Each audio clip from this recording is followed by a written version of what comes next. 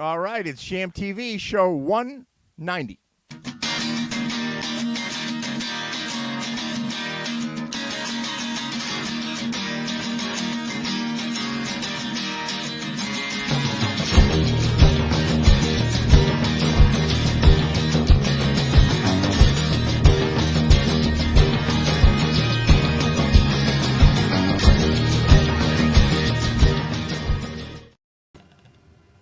Hey, Will Baird, how you doing? In Independence Day. Yeah, it kind of is. Is it? It's tomorrow, right? Yeah. I got it messed up. Actually, I showed up for the parade, and nobody else was there. It was just me. It's very Independence Eve. It's Independence Eve. Yeah, that's right. Yeah, that's right. Will there be any flags under your tree? Yeah. Exactly. So, how you doing? I'm good. Life is okay. This year, I will not make the mistake I made last year. I had a park I was playing at, and I wanted to go and check it out before I played. And I had no idea. When I'm in the studio, I don't pay attention to the date. And I had no idea it was July 4th. So I'm driving into downtown Boston on like this huge holiday when they have this enormous concert and fireworks and stuff. And I'm going, why are there all these roadblocks everywhere? Right. Why is there so much traffic? Oh my God.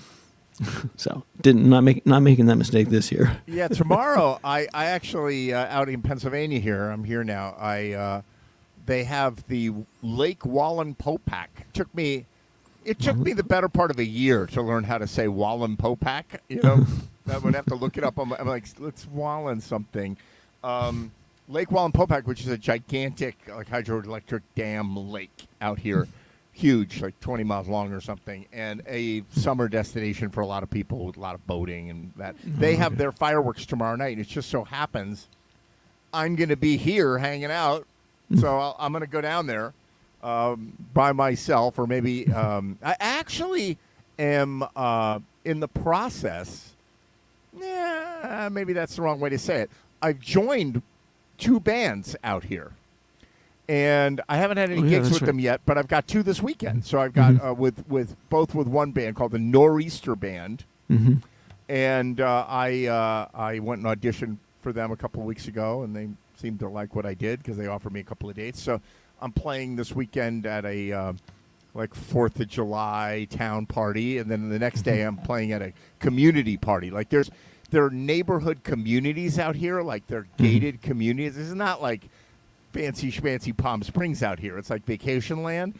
But like all the communities, instead of having proper towns like we have in Connecticut or Massachusetts, where you drive into town, and as you get into town, there's houses on both sides of the road and on every little side street. And they don't have that here. Here you drive it, like you drive down the main road, and there's nothing here. Like it's forest. You think there's no houses. And literally, like you'll just drive down, then there'll be a supermarket. You'll be like, oh, a supermarket in the forest. Then you keep driving. And there'll be like a road. It'll be like, blah, blah, blah road. And then it's the blah, blah, blah community. And you pull in, and there's a guard gate. You can't even drive around and like spy on your neighbors. Like, let's see what the houses are like. So we're doing a community party, one of the communities. It's like vacation land out here. So people come for the big holidays. And so I joined 2 bands. And I'm coming to Connecticut for a gig Friday night, weather permitting, at the Griff Golf Course in Greenwich. So cool. You're a busy man. I'm a busy man. Yeah, exactly. yeah. So I got a bunch of gigs. And these bands that I've joined, one of them has a ton of gigs already booked for the summer, and one doesn't have any booked yet, but they're like at the end of their rehearsal process, and they've played before, so they're ready to get out there. So I'm going to start getting busier and busier. Yeah. That's great, man. You're getting back and doing the groove that you were doing before. Yeah, well, maybe and, not. And I figured maybe I'll get a couple of bands out here. One I wanted. Now I got 2 out here, and more in Connecticut, so that I can, I do still go back and forth to Connecticut every week, and that way I can play when I'm in Connecticut, and then if I'm not, I'll come out here and I'll play a couple of gigs. So it's kind of nice. And I could see like a map that's like, where's Ed Train? And there's it's my Northeast tour, right? Like here, right. and here and here and here and here and here. The Northeast tour would actually be just between these 2 dots, like over and over again. Exactly. So, so that's my plan. What? The Nor'easter band. Do you have to wear like a raincoat and like have a pipe and like have the thing? Yeah, And, like, I've got to figure out their look. They're both. It's interestingly enough, they are both like cover bands that that it's really funny. The Nor'easter band sent me their set list, and the bass player was a cool guy. He said I wouldn't be surprised if you knew all the songs on this list because keyboard players know everything. And I'm like, I don't know about that. And so he sent me the list, and I wrote it back, and I'm like, I kind of know everything. All the time. So I get to the audition / rehearsal, right? And they're like, they're all there, right? And they're like, what song did you prepare? And I went, I didn't prepare anything. I'm a side man. Play anything. I know them. I'll play them, right? And they're like, okay, Dumbo, right? So they start a song, and I'm like, dude, like I'm in the band, right? Like, I'm right there. And they're like, oh, you're okay. After about 2 songs, they were like, are you free on this date or that date? Yeah. Always a good sign. Yeah, always a good sign. So either there's no keyboard players out here, or the keyboard players out here are jerks. Yeah, I don't know. Yeah, they're all like drug snorting. They're like, oh, we want you. We want you. You know the songs, and you seem like an okay guy. So. Yeah, you pass the background check. That's all we care about. Yeah, right, exactly. You don't ride a motorcycle, and you pass the background check. I do ride a motorcycle. That's right. Yeah, I ride a lot of motorcycles. But I'm sorry, but it's not going to work out. We're going in a different direction. Right. But so anyway, so it's a good time, and you know what we're in right now? It's you and me on JMTV because we're entering the summer period. Oh, the summer doldrums. First of all, it's not going to get dark for another hour and whatever, and so people are like, JMTV, like I'm still sitting out on my deck sipping or whatever. Yeah, why would I do that? Yeah. And Nolan's got a busy time down at the beach. He gets super busy this time of year. Of course, preparing for fireworks in Rowayton. Oh, yeah. Norwalk fireworks. Is that tonight? I think that's tonight. Dave Lindsay wrote me and told me he can't make it because he's going to fireworks tonight. Mm-hmm. Mm-hmm.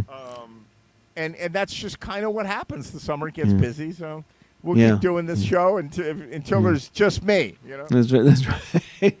I'm alone. Somebody's got to push the. It'll be my cat. 1 week it'll just be Blinker going. Yeah, it won't even be you. It'll just be Blinker, like with his paws, like showing the show number. You know, exactly. And I'm here in the forest out here, and my latest problem. So I built this machine to feed the forest cats, right? When I'm not here, I built this thing, and it's generation 4 of the machine. Generation 1, I bought this like thing on Amazon that looks like a little tower, like a tower computer, and you put all the food in the top, and then you put it there, and then you push a button on your phone from wherever you are, and the food comes out of the hole into the dish, right? That's pretty cool. So I put it outside, and I'm like, I'm so smart. I got this thing on Amazon, da-da-da. And I have a camera set up that picks up if anybody's eating, right? So I'm like, let's go see who's eating. And I go to the camera, like the first night that I'm away, and there's like 5 raccoons beating the living shit out of the machine. Like, they are like banging it, and knocking it, and biting it, and they got it open, and the food spilled all. And I was like, oh. So, beasts. I built various versions of this, and the raccoons find a way to get to the machine. However, they rip my screens. They like do anything they can. So I built this like something out of the Russia playbook in the Ukraine war. I built this like tank-like machine inside that if I gave you a golf club and 20 minutes, you could not get into this thing. It's like an ATM. It's like an armor, ATM machine. Made out of welded on. Yeah, you got it. And the raccoons, they know that it drops the food down through my deck, and it's screwed down, and it's got bungee cords on it, and it's got screws. It's like you can't get into this machine. But they know that from underneath that a little bit of food falls on this little shelf, and they're like scraping the food off. They're leaping at it. Yeah. Yeah, it's like Ocean's Raccoon 21. They know how to get into the freaking machine. But it's been working pretty well so far, except one guy. There's one guy, and that's the groundhog. And he's a big, fat groundhog. And he just sits there and waits for the food to come down and pour into his mouth. And scares all the cats away. So I have to develop a method for dealing with the groundhog. So just scare him away. Like I don't want to kill him or. Right. Yeah. But So it has to only scare the I go out and groundhog, yell not at the him, and rest. he looks at me like, "What are you gonna do, dude? Like, thanks for the food." Yeah. So, Yeah, and raccoons are terrifying. I mean, they are the most violent creatures. I'd rather be chased by a bear. But I got to tell you, I sit on the front step sometimes. I play the ukulele while they're, I'm like, doo-doo-doo-doo-doo while they're eating. And the raccoons come up, and they'll sit next to me now, literally within a foot of me. And they eat with their hands. So they're like, they're eating, and I'm playing ukulele, and they're looking at me. Yeah, it's pretty cool. Like, I'm at peace with the raccoons. I'm also at peace with the possums because they're super. I've learned that possums, everybody's scared of possums. They think they're these vicious, horrible things, and they're not. They just look it, but they're actually not, and they're kind of dumb.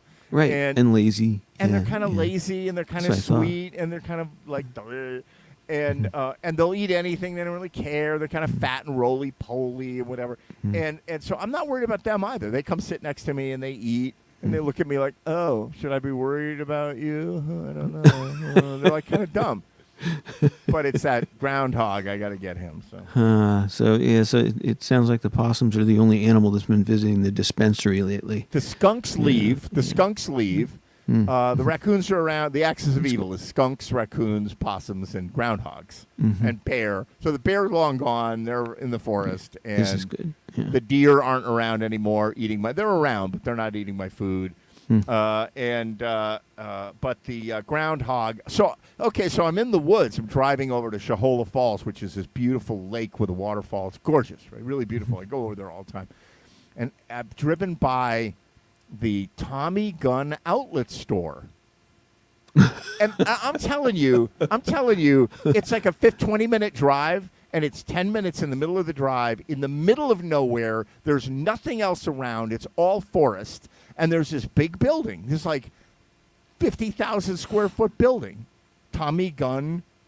You know the Tommy Gun? That, is Tommy Gun like all one word, or is it like Tommy I don't know. No, you'll remember this. This is like this is like Bugs Bunny and the mob. Right? Yeah. You mob, rabbit, I'll fill you full of lead. Right? They got these guns that have this barrel on it. They put them in violin cases. Round thing. Yeah. That's right. Yeah, I hide it in the violin That's case. a Tommy gun, and there's a company called Tommy Gun, and they make them. Among other places, they make them here in the middle of the woods, in the middle of nowhere. So I go into the Tommy Gun. I'm not trying to shoot the possum, groundhog. The groundhog. No, the groundhog. No, but I decided the other day I want to go in there, and I go in there, and it's this giant gun store, and I'm not exaggerating when I tell you that they have 1,500 different kinds of guns in there.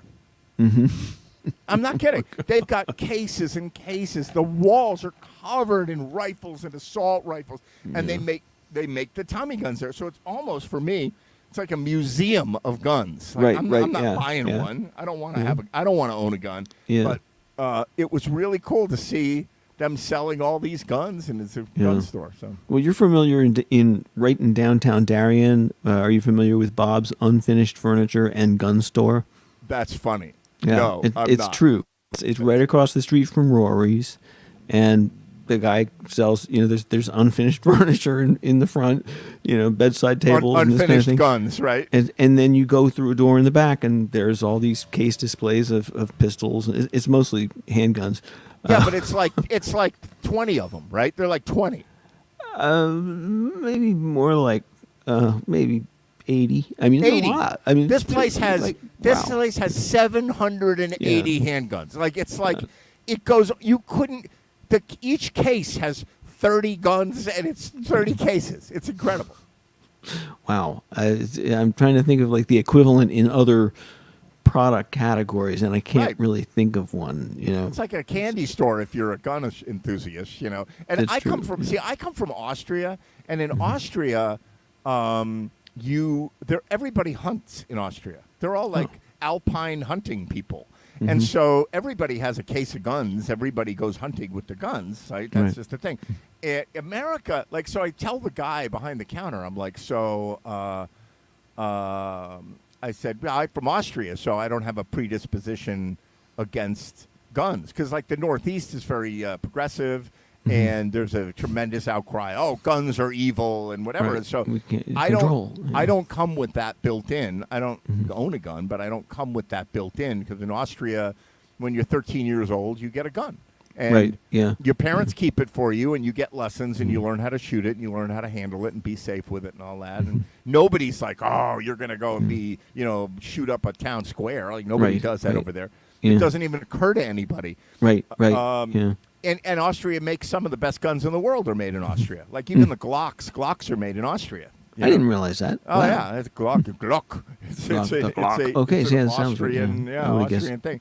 And rifles and things like that and whatever. So I don't come with that. But I asked the guy behind the counter. I said, so, my age guy, whatever. And I said, so I'm from Austria. I'm just browsing around. I'm not trying to buy one, but I hope you don't mind. I'm just browsing around, to see what's here. And the craftsmanship is usually cool, and they're innovative. Like the Tommy gun is pretty cool. It's got the barrel on it. And, that's amazing. And he goes, "Oh, you're from Austria? Well, are they free?" And I go, "Are the guns? Are the guns free?" Right? And he looks at me, and I go, "No, what he meant was." Like, do they have the right to bear arms? Okay. That's what he meant. And I was like, I don't even really hear that here in America. Like, people that are very, NRA, gun toters, whatever, they're very much about it's a right. It's an example of your freedom. And I'm like, no, in Austria, you're not. I don't think you're allowed to own a handgun. I don't think they make them there, but you can't own them. Yeah. It sounds like old Virginia. It sounds like old money in Virginia. My dad kept the candy beneath the shotguns. Now let me explain. He had this wooden case that it was a classic thing in Virginia, and he kept all the rifles there. Right. And there was like a light, over him, so on. And then he kept for, when there were occasions to give kids gifts and stuff like that, there was a drawer underneath it in the cabinet, and he just never really thought about it. Like, why should I? Maybe it's not a good idea to keep candy underneath these guns, But that was so we would go in and sneak in some candy. But these things that they would have the gun stocks, the wooden stuff would have these engravings and etchings that were really elaborate and. Yep. And this was just part of Virginia culture. Everyone had, they would shoot skeet like clay. Right. I did that when I was a kid. I shot skeet when I was a kid. Yeah. Oh, I shot. My dad. My dad and I would take all sorts of household objects and put them on a fence and take turns shooting at them. Right. We used to do that. We would set up targets and we'd set up sticks and whatever, and we'd shoot. But it's funny because in America now. Especially in Connecticut. Connecticut is very anti-gun. And when I say anti-gun, there's a sentiment. This is not some NRA ad, by the way. Like, I'm not a gun-toting, whatever. But, like in Connecticut, if this conversation could turn people off. You can't use the word gun and be a upstanding human being. You must be a jerk if you're talking about guns. And it's become so far down that road that I almost feel like, I haven't gone to that gun store. I've been out visiting Pennsylvania here for years, but I've never gone there. Yeah. Because I'm like, I don't want to go in there and then be on some list, but. Right. So, and I was oddly a little offended when he asked me, are Austrians free? Yeah. Like, I got a little like, really? Like, is that what you're asking? You mean like only if you're going to use your gun to overthrow the unjust government, then you're free. And I don't look at guns that way. Yeah. No, that was the same. Virginia, it was to like shoot ducks. I mean, that's like, why would you use this for any other purpose? We don't get it. Elmer Fudd had a gun for crying out loud. That is true. He did. G.I. Joe. I played with G.I. Joes. They had guns. Like G.I. Joe. Wow, I forgot about G.I. Joe. Nobody was talking about like. It's like I got the G.I. Joe with the helicopter and the bazooka. You know what I mean? Oh yeah, yeah. I was not dangerous. Like I wasn't going to go do anything to anybody with my G.I. Joe bazooka. Yeah. Well, that was sort of post, not to date ourselves, but I mean that was post World War II. So Right. you'd buy toys that were like 100 army figures, of Right. guys. Oh, I used to love that. Like right, You you'd get set like up them all or plastic. something, You yeah. get like a bag Yeah. of, Yeah, exactly. of like Yeah, plastic generic. soldiers. And there was That's right. nothing better. Like I remember Yeah, getting it's one great. once in Armonk, New York. There was like a convenience store. Mm-hmm. We lived in Bedford, which is down the road. And I remember getting like a little bag of like 30 toy soldiers, and they were little, and they were lousy. Like you could see where the plastic had oozed out on the seam. Right, in yeah, between yeah, the- like it was kind of crappy. Yeah. I had so much fun setting them up and Yeah. battling and. Yeah. I have a friend who a lot of us used to create. You'd set up like dioramas of battles and stuff like this. Right. I grew up right next to Concord, Massachusetts, which is like the shot heard around the world, where the revolution started and stuff. So they're the whole place. Everywhere you look, there's a diorama of something. Right. So I have a friend who actually she at Easter time they create peeporamas, little candies called peeps. Oh yeah, And yeah, they yeah. look like little, like little figures, So they create these, elaborate dioramas made out of peeps, and they have like a contest. This is in Hanover, New Hampshire, and they have Right, a contest of who wins for the best peeporama. That's funny. So so it's like it's an interesting world. You got a gun store, GI Joe. And peeporamas, and all in the first 5 minutes of the show. How can you beat that? What other show would have It's a a power music system? show. That's right. Yeah, and I was trying to explain to someone the other day.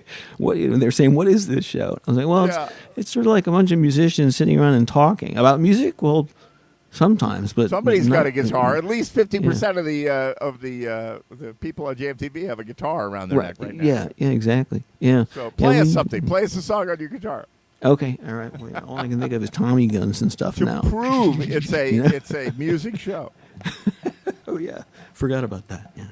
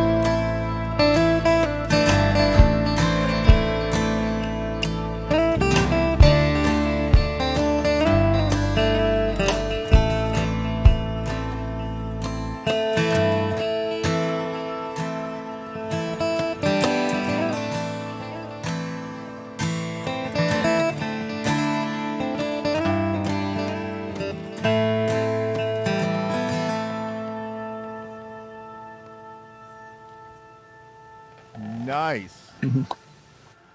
Well, anyone stop that echo? Damn it! I don't love that hear song. any- That song, for some reason, like that had this on my YouTube site. It had this bizarre appeal where every video would be like 100 viewers, 100 views, 100 views, and that one would be 13,000 viewers. And I was like, what is it about this song? You know. So And- do you put the title of the song in the YouTube description? Yeah, yeah. And you don't get any trouble for that? Like, nobody's like Dave Robinsoning you, like, trying to threatening to shut you down? Like, I get the threats. I do get threatened. Yeah, I do get threatened. But I have a Tommy gun, so There you go. Yeah. And a whole bunch of soldiers and some peeps, so they There you can't go. get at me really. Yeah. There you go. There's something for the longest, and I would get these comments from people, commentary that would be stuff like, "God bless you, Will Baird," and I'd be like, what am I doing? And it's an old spiritual, about it's called the wayfaring stranger, Right. And I finally figured out that no one else on the internet had recorded it. I was the Right. only one on YouTube who had Wow. it. Yeah, That's pretty so- cool. Yeah, so somebody else recorded it, and after like 4 years of it being a bazillion hits, it gets like almost no hits now. Somebody better than me recorded it. Right. So I've got a story like that. I did there's an old movie. Is it Buster Keaton? Maybe That called would be old. There's a movie called The General, which is about a train, ironically, right? And The General has a scene that was, when it was shot, I used to know the particulars here, but it was like, I don't know, 1910 or 1915 or whatever it was. It was very early silent movie, and when it was shot, it was the highest budget scene ever shot. It was like, Get this the take special. right. So what they did, they have a scene in the movie where the cavalry is, they're going to cross the river on this train, right? And it's like the climax of the movie, and they're all on the train except for a bunch of guys that are going to ride their horses through the river, right? And the train is going over a trestle bridge over the river, like rickety wooden bridge, and it's a Right. giant steam locomotive. Right, yeah. And the bridge collapses, and the train goes like down into the water, and it's like, and they actually did it. They put a train with dummies on the bridge, and they Like pushed it the was button, like- stuck a brick on the throttle Right, or foot pedal or whatever. They cut all the wood so it would break and whatever, and so it was a silent movie, and I took the way they used to do the silent movies back in the ancient times, right? 110 years ago, is they would send the film, to the movie theater. And then they would send the sheet music of the music that was supposed to accompany the movie. And the theater had a house band. I think it was 11 people. And the house band would play. It was like the Union movie theater band. The movie theater band, I think there were 10,000 movie theater bands in the United States of America at the peak of the industry. And they would receive the sheet music. And you could order it with different sheet music. So some theaters had an organ, and they would play the organ. You get the organ music, and some had a piano, and you play the piano, and some had the full score, and you'd have, a couple horns and a couple of strings and whatever you had, right? And you would do that. So I thought, wouldn't it be kind of cool to score to that movie? And so I wrote a piece. And I scored it, and I played it along with the picture, and edited it to the picture. And you could find it on YouTube on my channel. It's called Train Tracks, which used to be the name of a studio that I had, a recording studio, presents The General, right? And I have 23,000 hits because everybody wants to go find the Buster Keaton movie, The General, and there's a picture of it and my score. Yeah. And not only that, but there's all sorts of other generals, that are probably called The General. Like what was it was the Colonel for Elvis, right? Wasn't it You mean for the chicken, the fried chicken guy? Oh my God, that's right. There was General. What's his name? I know, Colonel Sanders. Colonel Sanders. That was it. General Sanders. General Sanders. Yeah, he promoted. They made a lot of money, so his family, moved him up. Yeah. I looked it up. So he was never a colonel in the military, but apparently I looked it up. I saw it like 2 or 3 weeks ago for some reason, because I got a lot of time on my hands. I looked it up, and apparently down south you can get an honorary title. Like, so Colonel Sanders is just like an honor. It's not military. It's just like he got an honorary title. I could be Commander Baird or something. It'd be there like it is. Commander. There it is. Wow. How you doing, Dave Robinson? Fine, thank you. Nice Mr. to see Dave. you. It's good to be seen. Dave was not invited to participate in JMTV tonight, and he thought, "Oh, I guess I'm just not invited." No, there was a glitch. No, I was snubbed. I was snubbed. That was rude. I got a horribly message rude. from him when you were playing well, and he's like, "Aren't you on JMTV?" I'm like, "Uh-oh." This has happened before. I think this happened to Will before, where you're like, "Are we doing this?" You know? Yeah. He was just like, oh, here's the link. Yeah. Right. Yeah, I think I went to the previous week's link or They something. don't love me anymore. I'm not being loved. No, you know what happens? Actually, there's this ritual that I go through with JMTV, right, where I invite people on the show. And I invite too many people. I invite, like, if you've ever been on JMTV, you might be getting an invite. I invite anybody that I think might maybe show up, gets an invite. But Facebook doesn't want you to spam people. So they only let you invite 5 people at a time, right? So you got to go share 1, 2, 3, 4, 5, and then go back and share another 5. And then you got to remember, the list shows up out of order. So you got to remember, did I invite? Yeah, I'll invite Dave again. Right. And if Will. you click off it, when you click on share, it says sending, right? And if you click off it before it's done, I guess it doesn't send it. I've done that before. Obviously what happened with you, Dave Robbins, because I didn't forget you. Well, I was, I was wondering, how does it feel to be metal free? Metal? Oh yeah, you got your staples out. Yeah. Yeah, the staples are out. Yes. Was it gross or was it okay? No, it wasn't gross, but the hair. That because you was didn't the part shave. that was. Yeah. No, not. Yeah. No. The staples were all in the way. I couldn't do a shave. So even now you'd want to be careful. When they pulled the staples out, the hair was going with it. Yeah. And that hurt. God. The hair. It's funny. It's funny. I didn't realize until this moment that you shaved your beard. Like I didn't. It didn't. When did you shave your beard? I didn't realize he had a beard.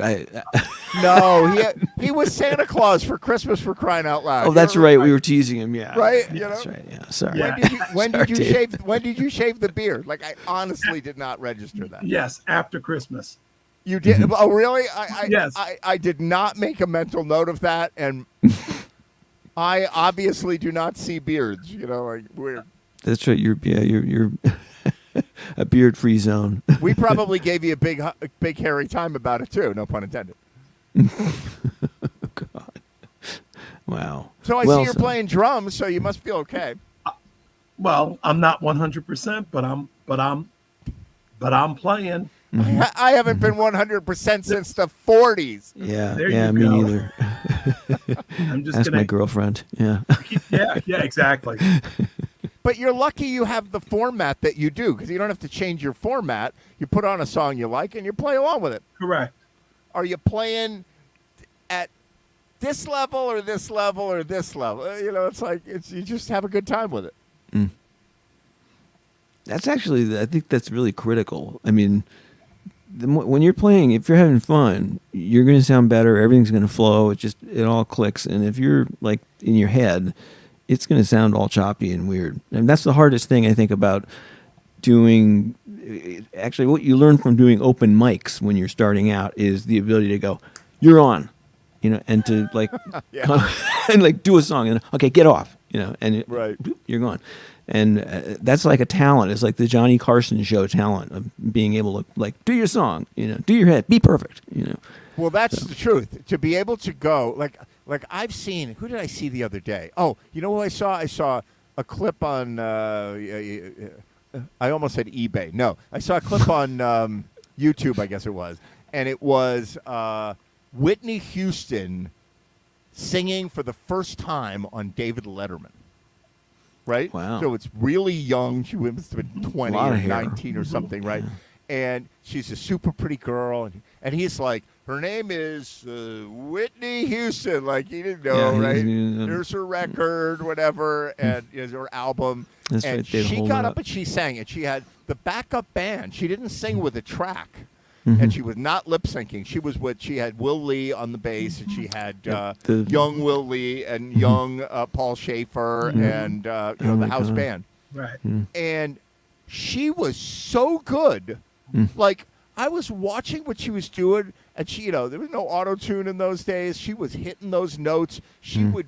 It was I was saving all my love for you, or whatever that song is called. And she's singing that song, and she's reaching up, and she's hitting those high notes. Because that's high. She hit those high notes and like, woo, like, I'm not going to do it. But I was like, my jaw was hanging open watching her because she was so unbelievably good. And she went from hanging out in the dressing room and getting down there in New York City traffic and hair and makeup and blah, blah, blah, and waiting for the show to start. Blah, blah, we're taping it. It's 4 PM and whatever. And she gets up and unbelievable. And to be able to just pop in where you play for 3 minutes and that's the best work of your life. It's hard to do that.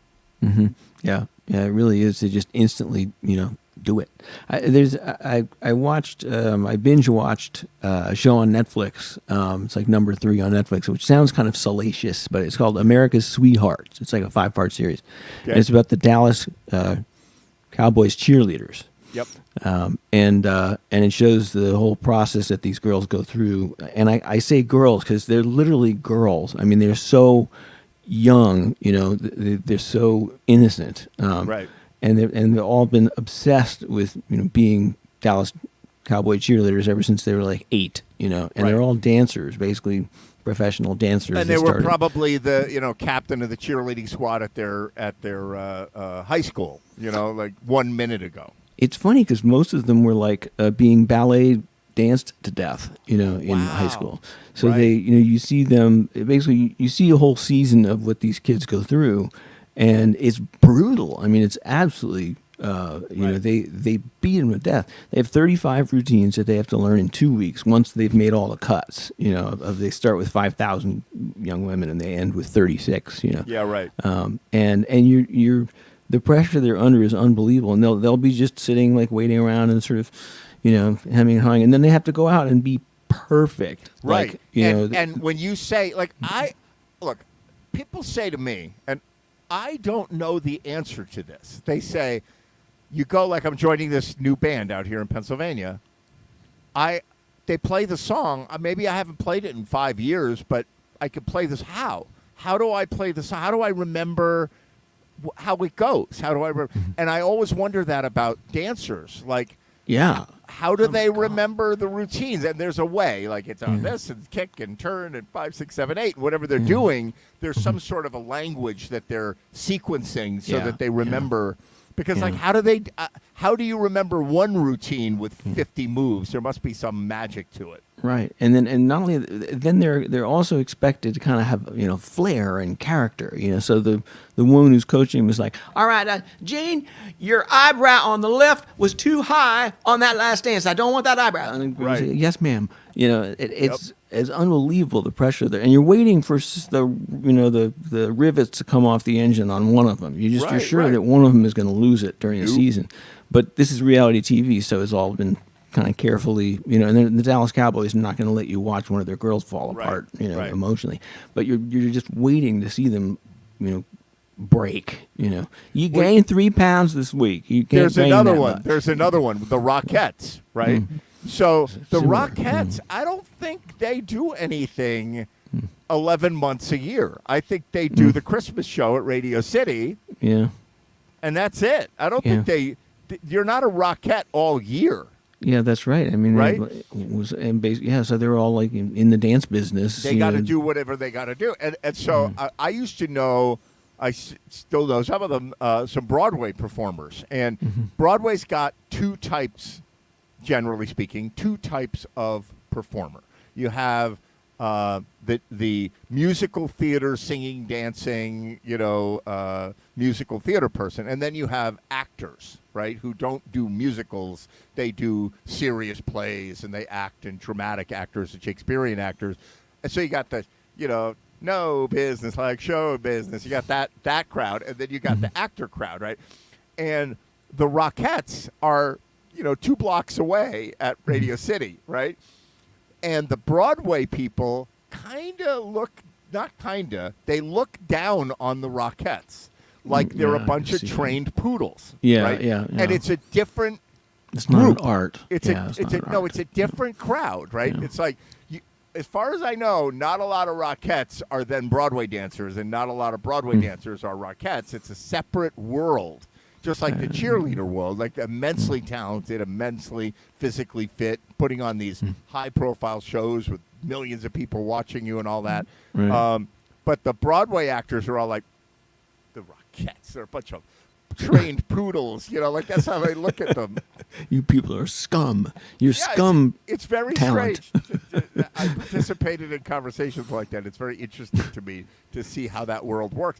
And, I don't know, like, I have tremendous musical respect for people that play in studio audience bands or people that play at Disney World. Like, they're amazing. To get the gig walking around playing the saxophone in those saxophone quintets at Disney, those guys are so good. Like, you've got to be up here.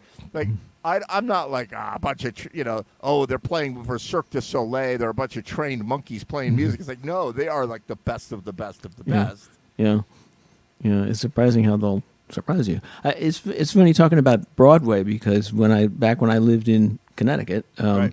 This is maybe 10 years ago, so I don't think I'm telling any tale. I don't think I'm going to get anybody in trouble here. Statute of limitations. Yeah, exactly. It's out. It's over. Yeah, but I had a voice teacher who was both a voice coach and a speech pathologist. So she would help people. Like I was having trouble with my voice even back then, and but if you were on Broadway, you didn't want anyone to even suspect that you might have vocal problems. Because then they'd say, we need you to do three shows a day. I can't count on you, so we're not going to choose you. Right. So she had 2 different entrances. It was like a psychoanalyst's office or something, where the one was the main one for her building, and then the other one was like a back door. And the person out front would make sure that no one came in before the person before them went out. Right. Yeah, But I've heard stories like that. Yeah. But they made a mistake twice in my case, and the first time was a woman came in, and I was like really surprised that as I was walking out, and she dropped her hat, and I went, "Oh, I'll get that for you." And I bend over, and she's bent over as well to pick it up, and she picks it up, and I'm eye to eye with Patty Lupone. Uh-oh. And I'm like, and I'm about to say, "Who are you?" Because I literally, just the first thing that popped into my head was like, "You look familiar. Who are you? How do I know you?" And fortunately, I just said, she said, "Thank you," and I was like, "Sure." I knew she was somebody famous. I just didn't know who. And so I mentioned it to the speech coach the next week, and she said that didn't happen. Just forget that. Forget. She just, was not here. You were mistaken. It was like whatever the thing was. It was like everybody look into the pen. And everyone would lose their memory. And then the second time it happened, a guy comes in and he's got this really nice warm voice. He closes the door and he turns around and says, "Hi there," and it's Matthew Broderick. All right. And I'm like, "Hi," I didn't even know he sang. Once again, I wanted to blurt out like, "You sing? I didn't know you sang." I'll bet you he does Broadway shows. I bet Matthew Broderick was probably in Broadway shows, as well as movies. That was either that or he wanted to. But no, he was doing that. He had crossed into Broadway instead of movies. For some reason, he went that direction. I know some people want to. But I have these hilarious tapes now. She would record our lessons. So she'd say, "Okay, now, Will, I want you to go, ah," and I go, "ah." So for Christmas, and then she'd do the next thing. "Now I want you to go, hee," So for Christmas, I created this tape that was Shirley Tennyson training the Frankenstein monster. And I took Right. my clip of the voice and slowed it way down. So she'd go, no, I want you to go, ah, and it would go, oh. That's So funny. 3 years in a row, she asked me for a copy of it. My kids want to hear it again. That's very funny. No, it's true. You know, if you're, you know, the thing about Broadway performers that I realize, I have some friends who are Broadway performers, and the thing I realize is that they do not. This is going to sound strange, like musical theater and also actors on Broadway. It's not obvious, right? Like, okay, so I'll say it the other way first. When I go to a gig and I play with a band, I'm playing the song, right? But the song was not written for me to play. Like, it was written for the Eagles song was written by some guys in the Eagles for the Eagles to play. And, That's right. you know, Quincy Jones put together the song for Frank Sinatra. And it was written by this guy and that guy, the lyrics by that guy. And it was put together and it was for Frank Sinatra. And everybody who sings it after Frank Sinatra is a knockoff. You know, like, and I'm in the business of unauthorized knockoffs. You know, I like cover songs. We all are. And I don't play them the way the original guy played it. Yeah. I play them much better. No, I mean I play them. I play them the way I want to play And with it. humility too. There Yeah. you go. Right. No, I play it the way I want to play it. And if the solo is gonna have this many notes and go off into this thing or whatever, great. I mean, if 'Cause Patty, if not Patty LuPone, if Dolly Parton heard me play Jolene, she said, "How dare you play my song like that?" There you go, I but- never want somebody to sing like that. So the art form that we are operating in is we are ripping off another art form that was originally one thing, and we're using their songs, right? Broadway people are not. They don't take the material that they're performing and make it their own unless they're a big, big, big star, right? Everybody on Broadway, you learn what's called the track. You learn the track.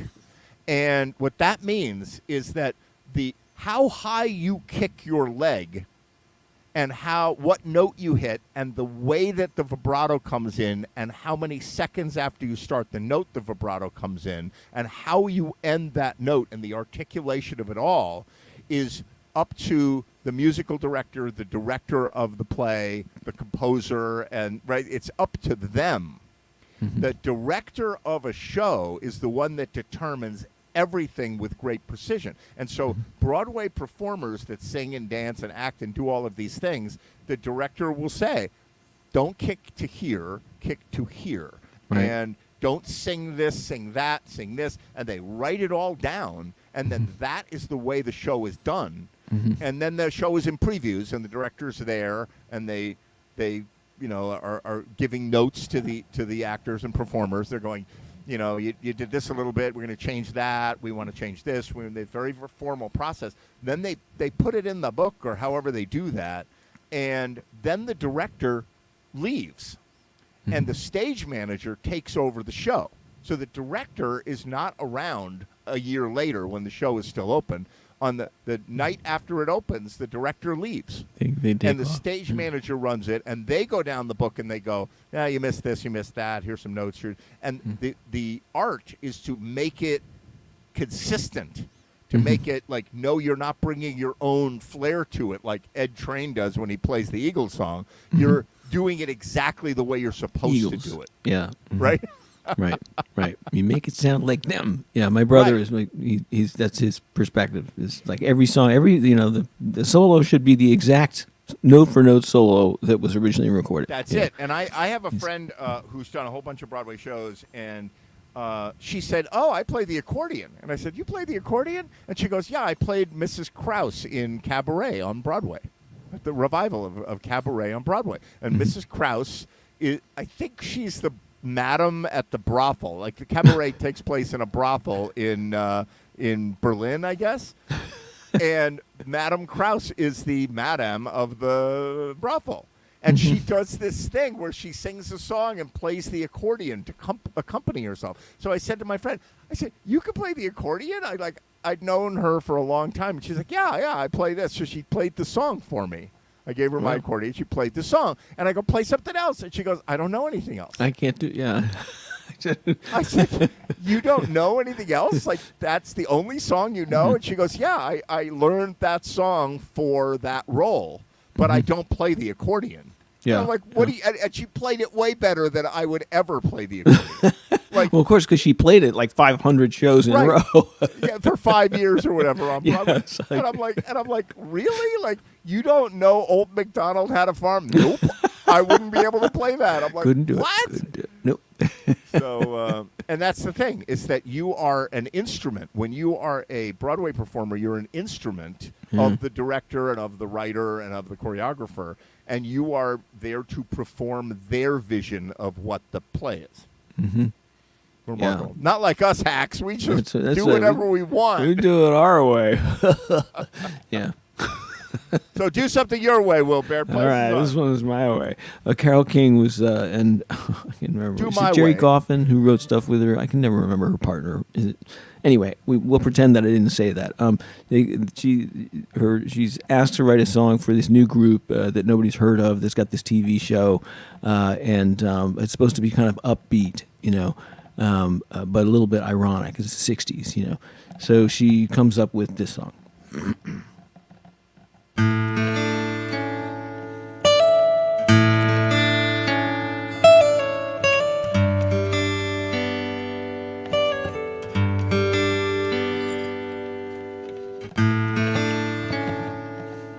Okay, that's it. I can't do it. I'm sorry, but my philosophy. I will never ever start a song wrong. Okay, the whole audience will go home. Here we go again.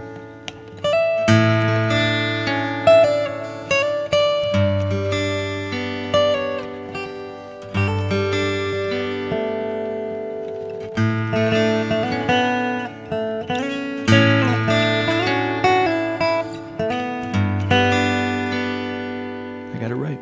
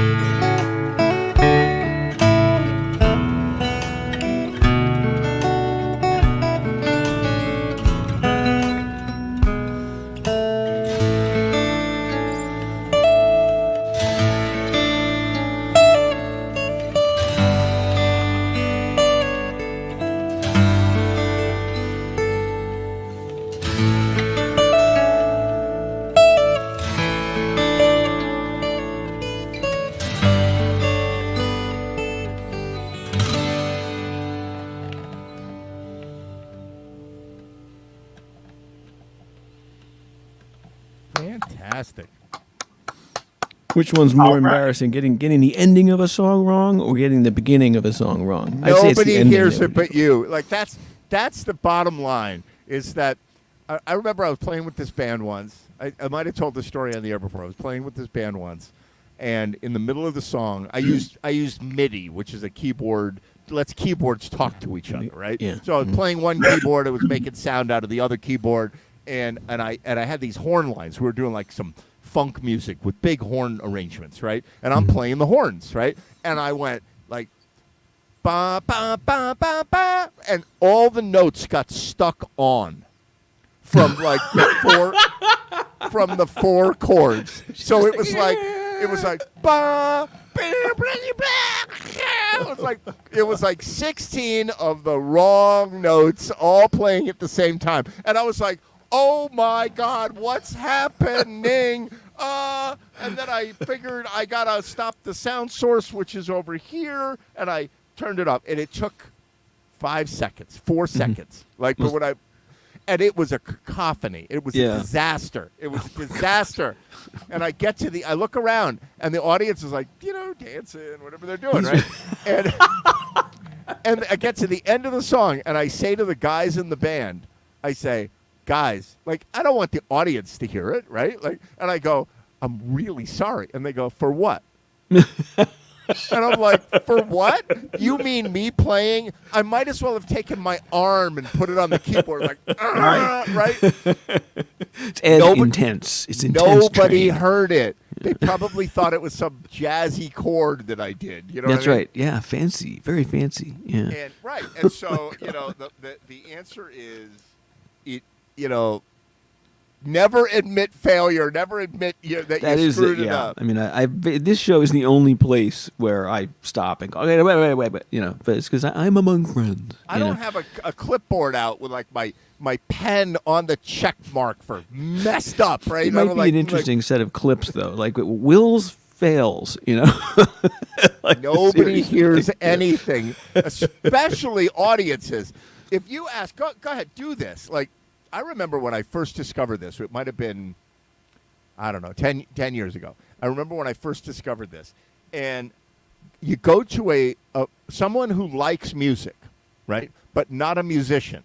Like, there are people who are not like us, who are like actual just human beings. They're not obsessed with music and like it occupies your world. There are people that just like music, right? Go to a friend of yours who likes music and play them a band that has, like the Eagles, right? Mm-hmm. Play them a song by the Eagles and say, what instruments are playing here? And they'll look at you like you ask them how to build a rocket to go to Jupiter. Yeah. They'll be like, and you're like, tell me the instruments you hear. What are the instruments? There's a bunch of guys in this band, right? Yeah. You've heard of a band, yeah? Well, what are the instruments that you hear? And they're like, and then they'll make a wild guess, like tuba? Like they don't freaking know. Okay, all they hear is the lyrics. They hear the lyrics. Yeah. And then if you go, well, you hear the drums, right? And then they go, oh yeah, I hear the drums. I know the drums. And then you're like, what else do you hear? And then they're like, and you say, well, you hear the guitar? How many guitars are there? And they're like they don't know. They could be looking at the band, and there's 4 guys with guitar. They're like, guitar? And like they see one, so they don't hear which it is. And they'll never guess the bass. No one will ever guess the bass because they don't know what that is. Like the bass. Yeah, what's that? I'm like, it's the really important one that holds it all together. It's the one that glue. matters. And they're like, I don't know, right? Yeah. And then you say the singer, and they're like, oh yeah, I guess that's a. And people don't. The bottom line is people just don't know. So it's very true. You can play whatever you want. You can play bad chords. You can play whatever, as long as the beat's going, as long as it's sort of there. I never thought about that. That's the advantage of backing tracks is that people are less likely to notice when you've screwed up because it's not you alone. And it's not like you singing and like singing a horrible note. But like if you said to people, the average person listening to your music at a farmer's market or wherever you're performing, right? Mm-hmm. If you're like, so describe to me what I'm doing here. Yeah. They don't know you have backing tracks. Yeah. They don't know. They just think you're making all that come out of the guitar. Where did that come? That was a comment on something I did, like on YouTube or something, just last week. This total stranger said, "Where's the rest of the music coming from?" Right. 'Cause they were like, Right. it didn't occur to them that Nobody questions it. Nobody questions it. When Frank Zappa would get up on a TV show and stand there with his guitar and play a tape and play along with it on the Tonight Show, nobody questioned that, like, oh, that's a ripoff. Where's your band? Like, nobody, musicians go like, that's a ripoff. Where's your band? But nobody else does that. Do any guests on like Saturday Night Live or any of the talk shows, do they use the bands as their backing bands? Does anybody Whitney do that? Houston did on Letterman, and it was kick-ass, right? Yeah, And I was Easily watching see the that. band over her shoulder, right? So it's Will Lee. I could see Will Lee. you I could knew see the they were, drummer. yeah. I could see Paul Schaefer playing, whatever, and I could see his hands moving. He was playing, right? Yeah. And then she actually would signal them for things because, like, at the end, it goes. It does 3 rounds, and then she sings the high note, and then it goes back into it, and she sings 3 rounds and the high note. So it's the first ending is not the ending, right? And she signals them. She's like, right? And they're looking because they don't really know. They only rehearsed this before the show. Like, they're like, they got the chart, right. and they're like, are you ending it? And then she's Yeah, like, I'm not ending it, you idiots. I'm not ending it. You're trying to keep going, right? Is there some symbol on charts for big ass pause here? Yeah, I don't the think there's eyebrows. no such Yeah. thing. But I don't know how much people are doing that now. I think a lot of groups will play on, like, Saturday Night Live. They will actually play their music live for the audience and all that. But a lot of people are just sort of lip syncing their way through it. Yeah. Yeah.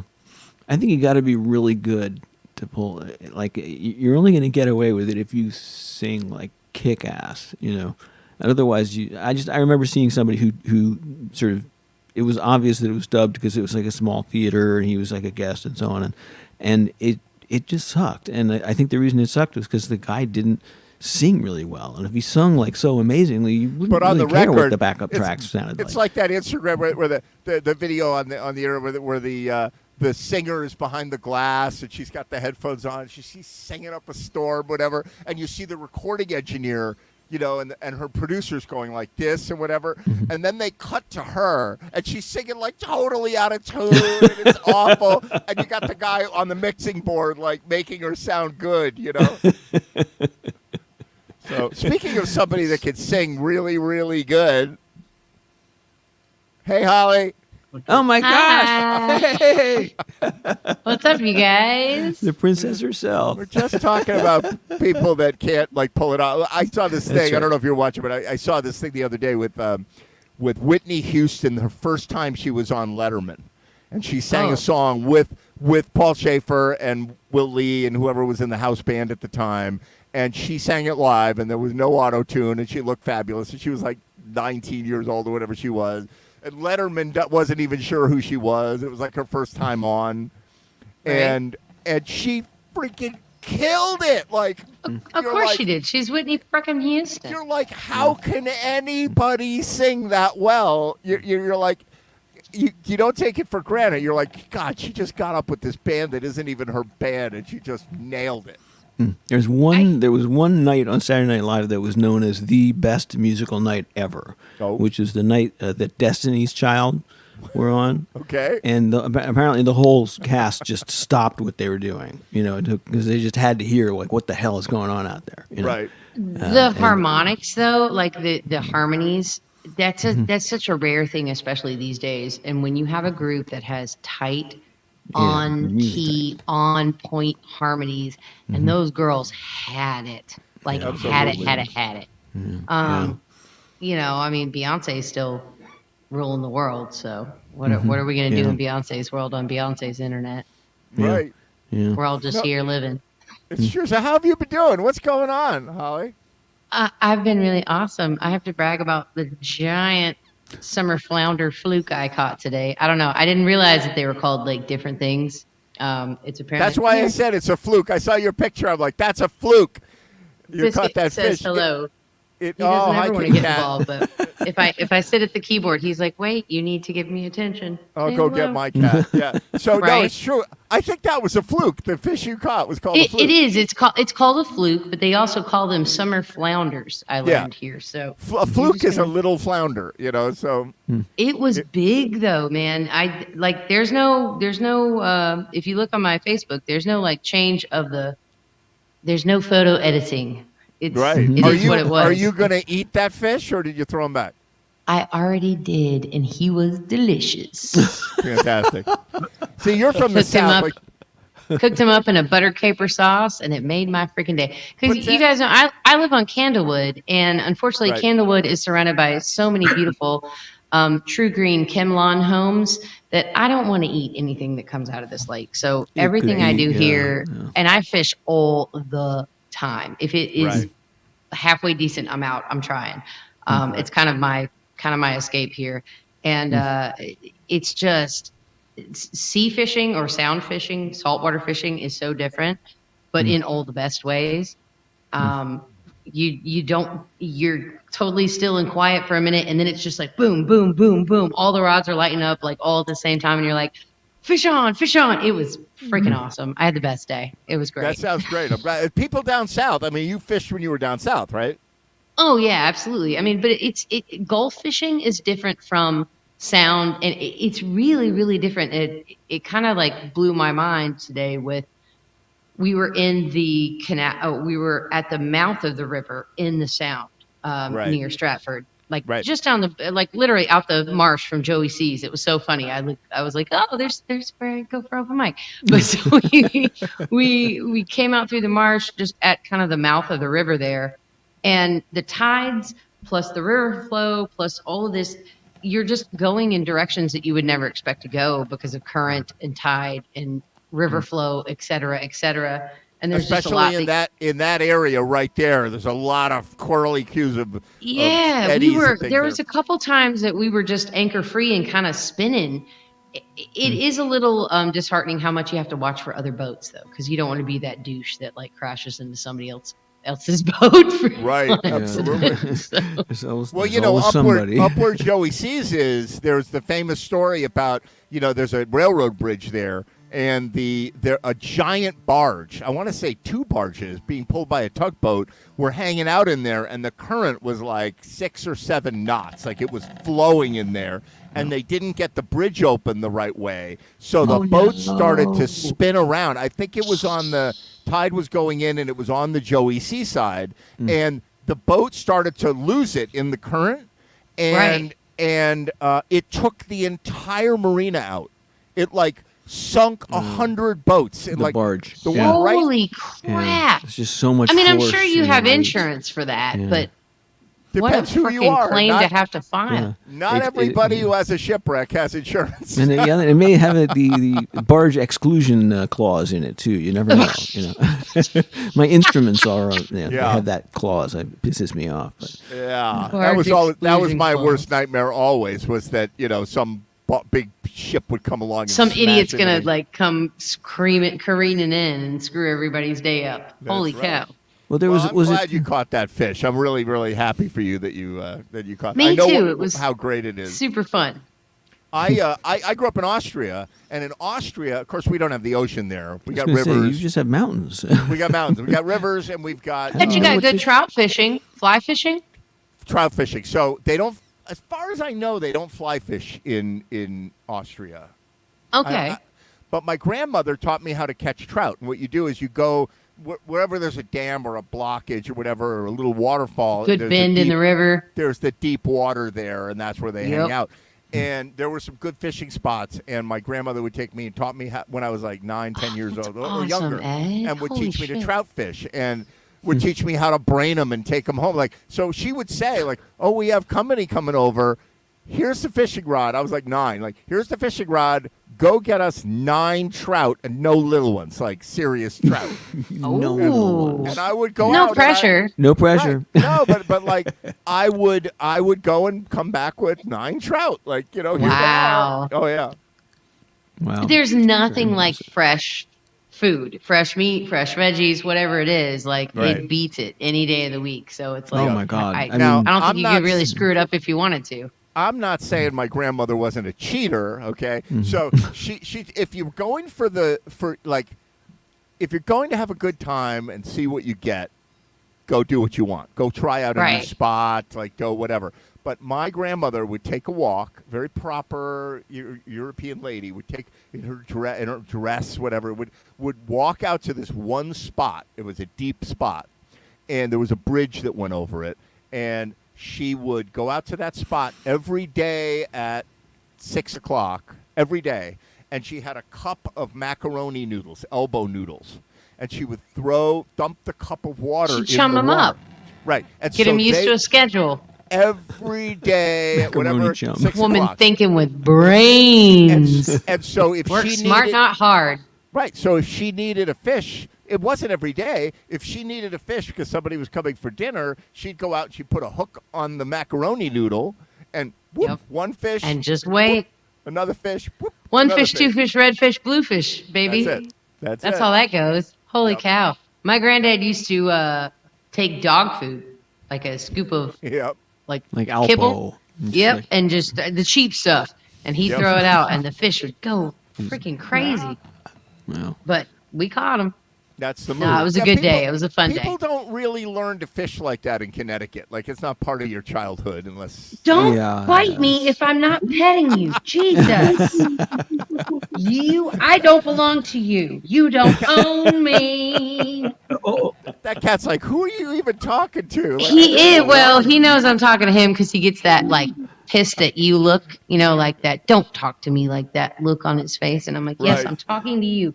Go away. Mean. Wow, he hasn't done that in a while. I just wasn't like petting, and he just went full vampire. That is really funny. I used to have. I'm looking for mine. Love bite. Yeah, that's right. Well, scratch. It's that was a hard love bite. I don't love you that much. I used to have a cat. I do, but can't let him know that. All right, I'm going to tell you a terrible story now. I owe you an apology, Holly. You don't even know it, right? What? So, this is a terrible story. So, where could this go? A few weeks ago, you played at the Sunset Grill, right? Yeah, with the caftan. Talk about boat in insurance. Norwalk with your cool outfit and whatever, right? And I saw you. I made it. Let me tell you what happened, right? So I become a weirdo. Like, so if I have become very like a forest guy. Like crowds are creeping me out still. Like, I'm not Mr. like go out to things much. And I made a concerted effort to come down and see you play at the Sunset Grill.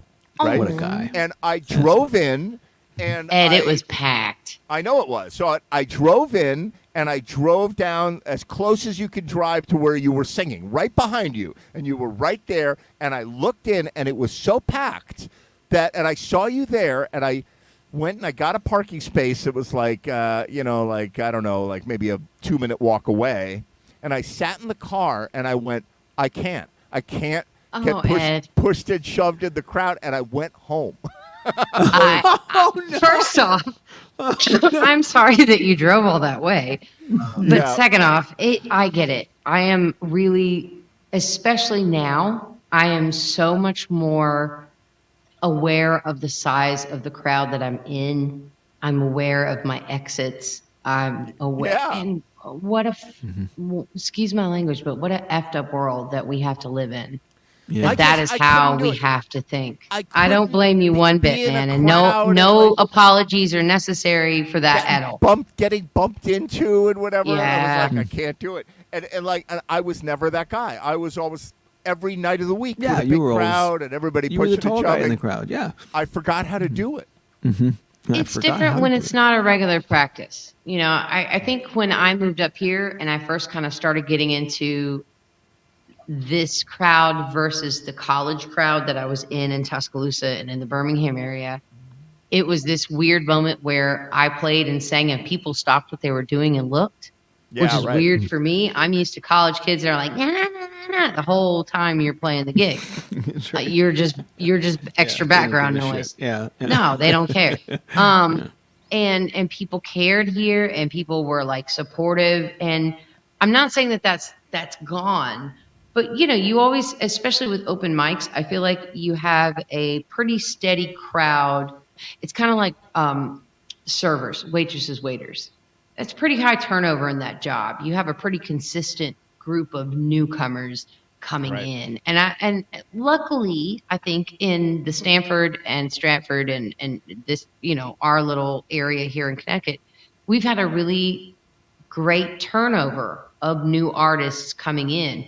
It brings a different crowd that isn't always fabulous.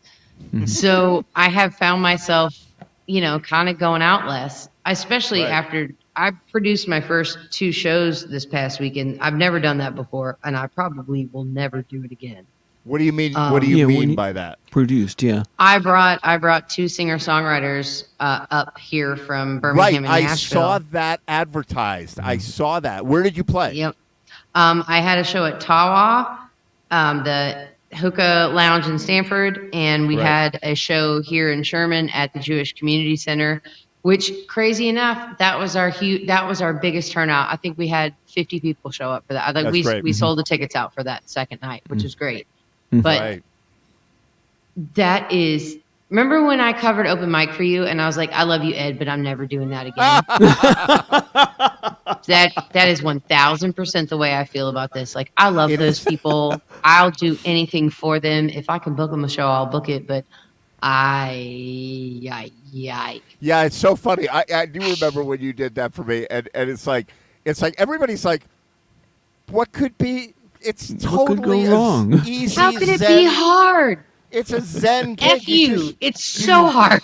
You show up, you set up the gear, and then everybody plays and has fun. It's like you're running it. It's like a Dante's Inferno, It's like the guy at the circus who's juggling 6 bowling ball pins while spinning a plate on a fucking dowel on his chin while riding a unicycle, and it's all on fire. That's exactly how I feel about all of that. And I'm just like, this was fun, and I love you guys, but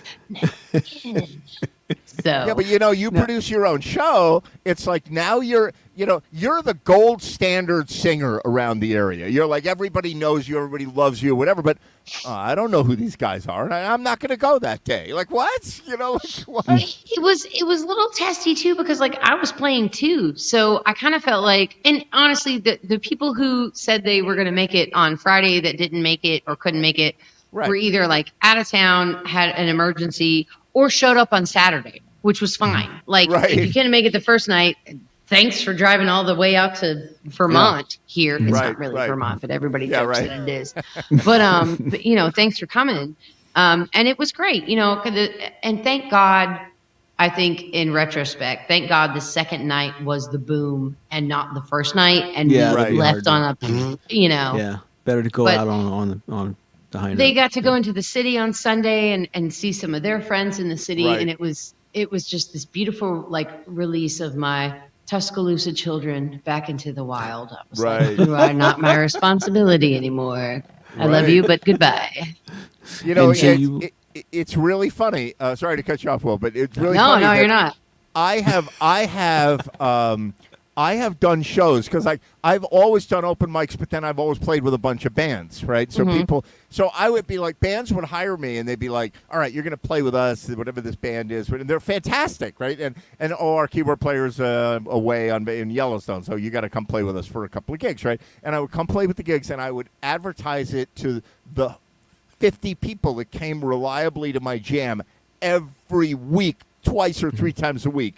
And I'd be like, they'll come. They'll definitely come. And you know what? One of them came, or 2, because they accidentally thought something else was going on there. They did not come to see me. Oh, no. No. And so after a while, I was like, they come because they want to sing. They come because they want to come to the jam to sing. But I thought, they're coming for me. It's like, no, they're not. No, they're not. So I would have a gig with a band, and there'd be like 4, 3 would come, 2 would come, I take it back.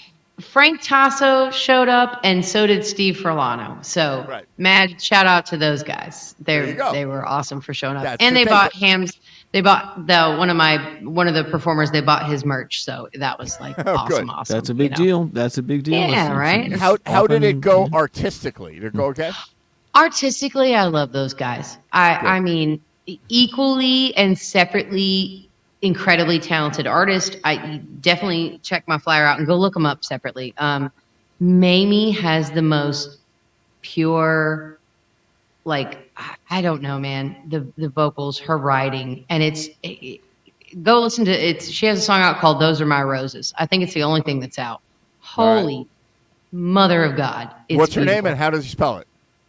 Mamie, Mamie, Lew, Lew. Right. And actually, listen to it tomorrow. It's a perfect day to listen to that song. She talks about the 4th of July. All right. Cool. Now, tonight's a good night to look up Ham Bagby, Hambagby. And he has 2 songs. Actually, he has 3 songs that are my favorite. I'll list them in this particular order. Maybe It's Me is number 1. Number 2 is Hey Motherfucker. And number 3, which really should be number 1, but it whatever. It's tied for number 2. It's called Shit's Crucial. That's his most popular song, and it is a jam band banger. I mean, it is the it's a narrative of the South. Right. Okay. But cool. In the best ways, like in the redneck, like bullshit real ways. Sorry, I don't know if I can cuss, but I just said those other 2 cuss words. So we're here. It was like 3 in 1 minute. That was pretty cool. That was a record. Like many of our viewers, you have mistaken this show for a real show. Okay. Yeah. I'm just, I don't know if the kids be listening. Who knows who's tuning into us across the World Wide Web. Yeah. For all of our friends in Asia, tell your kids to leave the room. That's right. Yeah. Now I need to rewind the transcript for a moment. Or rewind the tape. There was a point when Ed said, "And I saw your outfit, Holly, the one you made," or Holly said, "Oh, and I made it," or something. I made it. What's the story of that? What's that all about? So it's called a caftan, and I found this fantastical fabric that was called mermaid sequin at Joann's Fabric. Yeah. And I had saw these online, but they were selling for like $300. And I said, I'm not doing that. And so I caught the fabric at Joann's on sale with like a 50% off. I don't know. I had stupid coupons that day. Right. And so I made the whole thing for $40. And great. Thanks. I showed up to Sunset wicked early because I had stopped by to see Randy over in rehab for a little while beforehand, and I told him, I gotta get there in time to like help the guys set up, and because then I have an outfit change. He's like, "Oh, what are you changing into?" And I was trying to explain to him, but where he was didn't have good service, so I'm like scrolling through my phone. I'm like, the picture won't come up, but I promise you're gonna see it. You're gonna see it. So I get to the gig. I actually had way more time because I thought we started earlier than we were. So I got some food, I chilled out, I was like, have a drink, relax, and change when the crowd gets here. So everybody's getting set up. I just looked at Ken and said, I'm going to go change. He's like, you have clothes on. I'm like, just wait. And I went to the car, I put it on, and I came back, and I've only had a couple moments like that in my life. I feel like I call them Scarlett O'Hara moments where you're coming down the stairs and the whole room just, that was that moment. Like I walked up and first off, before I even made it to the second row of cars there was a girls fast pitch softball team. And this is better than anything else because I played fast pitch softball until I was a junior in college. Right. So I get it. They stopped me in the middle. The whole team took a picture with me. They were like, "Oh my god, we gotta get a picture with you." Oh my god! And I was like, "Oh my god!" And we're talking. I'm like, "What do you play? What do you play? I was a catcher. What do you do?" Like it was so freaking cool. And then to get through the next line of cars and turn the corner, and all of these froofies at Sunset Grill who are having their dinner were gagged that I walked around the corner. I was like, check. Just great. check to everything ever. I'm just, yeah, it's what I do. And you know what? Now there's this pressure to like. There's a precedence. Yep, I've done it now. You got to make more outfits like that. But what was it that made it special? I mean, was it like a go-go? It was pretty cool. It was pretty cool. Can you the color? Or I the wish. fabric or the Can I send? I can send you a picture, Ed. Does that help if I send you a picture? How does that work? It's hard, so let's not do that. It's hard. You know what? You can show it on your phone, show it on your phone. But it's beautiful. Hang on.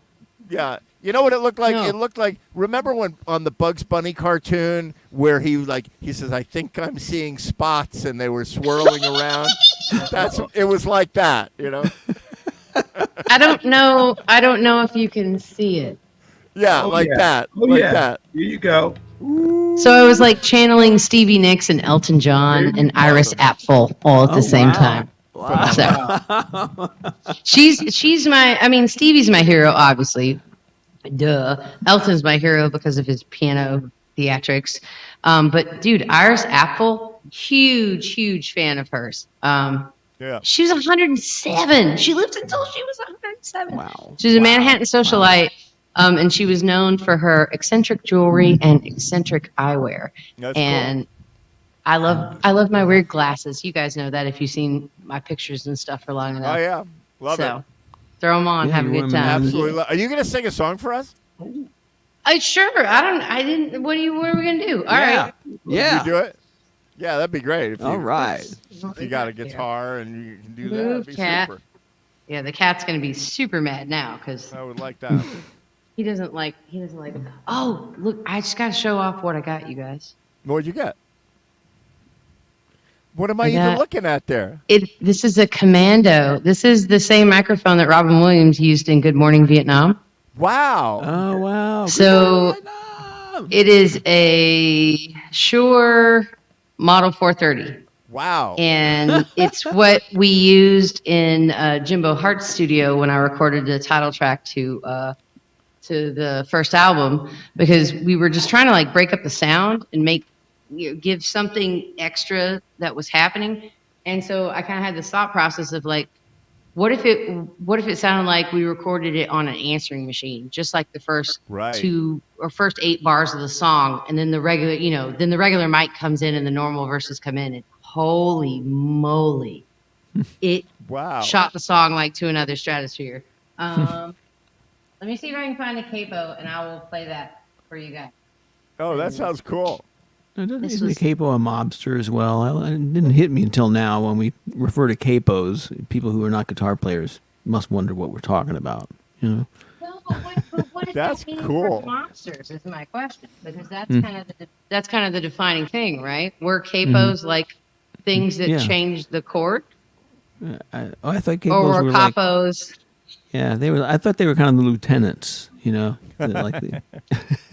don't know. Do lieutenants? I'll have to go back and watch The Sopranos and try to figure it out. I'm sorry, and you then guys. I'll tell you. No, that's super. Let somebody else play something while I'm digging. All right, I'll things, tell you a story. Otherwise, it'll be. I've got a story that I want to tell you. So, can you hear me? Okay. Oh yeah, I got the headphones on. All right, so you take your time and you do that. And as a matter of fact, I'll even mute you so you can tune up and whatever. Oh, you're. Yeah. So.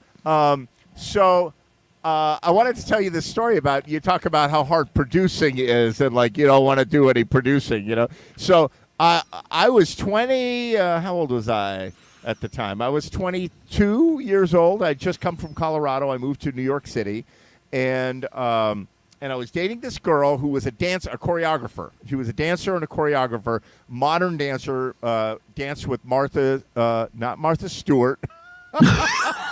She danced with... Am I out of my mind? Who did she dance These with? These outfits are made of gingham with a little bit of... I'm like crazy, like old lady, and your hands were funny, and like my brain is like fried right now. Anyway, you would know who it was, like a famous modern dance choreographer. She was in this company. Like now I said Martha Stewart, and I'm not going to be able to do it. So anyway, she, I swear to God, like now all I see is Martha Stewart at the Danbury prison, like doing dance classes, But with some light pastel curtains. She was like, I said to her, like I was this young, like cocky son of a bitch, and she was this choreographer, and she said, I want to do a fundraiser, and I want to raise $50,000 and get an angel investor so that I can put on a night of my own music and like get the New York Times to come. It's my only chance of being a choreographer ever, because that's how they do it.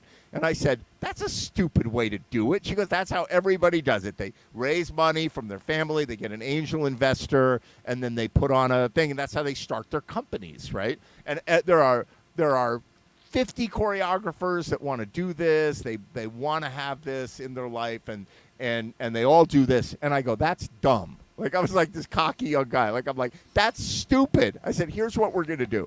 We're going to start a company called the New York Choreographers Alliance. And we are going to put on a showcase of modern dance choreographers. And we're going to have 4 or 5 of the best choreographers in New York. And we're going to put on the show. And you're going to be one of them. And you're going to get two pieces in the show, and they're only going to get 1 piece in the show, and we're going to call the New York Times, and we're going to make sure they come down and review it, and we're going to make a big thing. So I started this company called the New York Choreographers Alliance, and we rented a theater, and we got the lighting, and we produced a show, and we did it at the St. Mark's Church, which is a famous venue in New York on St. Mark's Place, and so we put this show on, and my best friend at the time, I'm going to unmute you. Okay. Are you done tuning? I'm done. I'm all set. All right, good. So thank God you missed my cackles and snorts in your story, because that would have been embarrassing. My best friend at the time was one of the singers in the Persuasions, a famous a cappella group, who was like a famous guy. Word. Joe Russell. And so Joe was like my best friend from Colorado, right? And he came out, and I'm like, Joe, you need to be in the show. I'll write music for the show. Like I put these like high energetic synthesizer music together, and he sang, and we did this whole thing, right? And we got the New York Times to come and review it, right? And my girlfriend was at the time, she was my girlfriend, right? So what is the worst review that you can get from her perspective? You ready? Here it is. It's too bad that the choreography by the person in charge, Laura, didn't live up to the fantastic music by Ed Train and Joe Russell. There is no recovery, sir. There is no recovery from that. There is no recovery from that. Yeah. As they say in Mortal Kombat, fatality. Oh my God! Because there's no. What? Oh my God! So listen to this. So we actually did it twice. The second time, that's what the New York Times said. The first time, they kind of liked what you did. And well, you know, the whole point was to get the New York Times to come and review so that, you know, it would launch the career. But it was even worse than that. So the idea of it from a business point of view is we got each choreographer of the 5. She was the 6th. We got each one to pay us to be in the showcase, right? And so, like, I think it was $2,500, which back in those days was like, it might as well been $1 million. Yeah, $2,500 was a lot of money. Yeah. So I'm surprised that you had people show up to pay it. They were fighting to be in it. Like we already had the second one sold, because the only way they could rent the St. Mark's Theater was to pay $10,000. And so we got who's going to take? Yeah. Okay. So that it was really sense. a theater rental fee, you know, and then you could sell tickets and get your money back. And we even made money because we sold the tickets and we got them to pay for everything, and then we made money on the tickets. And then of course the New York Times comes out and ruins my relationship. So there you have it. Well, I mean, you know. You made money and ruined relationships. I made relationships and made no money. So there we go. Either way, and they're all talking about wanting to do it next year. And I'm like, I love you guys, but have them pay you $2,500 to drive up and play in your showcase. I could never. I mean, God bless. So halfway through playing, I say halfway, it wasn't even halfway through. It was the Saturday before all this was supposed to go down. Ham's, one of my performers' mother, passed away from extensive cancer complications. And so they called. No good. This is now, I had 3 performers to begin with. One just got a brand new nursing job, so she's the low end on the totem pole. And she told me like weeks out, hey, I'm sorry, I really thought I could do this, but I can't. No worries. Three of us can cover for you, no big deal. And then Ham calls me on Saturday to tell me that his mother had passed away. And I just went into mom mode. And I was like, dude, you Don't come. go be with your family. You do what you need to do. And just don't worry about it. And we'll figure out another time. Our door is always open to you. You know that. And so I actually was headed to the studio to do some more work, wrapping up. We're trying to comp the very last song. We're so close of the album. Right. To get it out because it's been 4 years in the making. This is driving me insane. Better be good now. Yeah, I mean, pressure's no pressure. on, right? Yeah, no pressure. So I'm on my way to the studio, and when he calls me, and then I was maybe home from the studio 10 minutes, and he called me to let her know that she had actually passed away, and I said, don't sweat it, don't worry about it. And so I started looking into canceling the ticket because that's just my immediate thought is like, not to be ugly or rude, but in a second thought, like, what can I salvage from what I've already put out? And now I'm trying to hold these two shows together with two performers. Right. So I was like going through all the motions of trying to figure it out. And my husband, Sean, was like, wait, don't cancel it. And I was like, what? And he said, don't cancel it. Right. He may need to just get out of Dodge. And my husband's dealt with the death of a parent. I have not yet. I've been lucky enough not to. So I don't really know what you're going through or how that feels. But when he said, just wait, I said, okay, cool, I'll wait. And then I didn't want to reach back out to him until like Monday. Right. And so I sent him a text message and I was like, dude, you don't even have to answer this if you don't want to. But if you want to get out of Dodge, I'll change the ticket. You tell me when you can be here, even if you don't play the shows. Like, just come up and get away if you need that.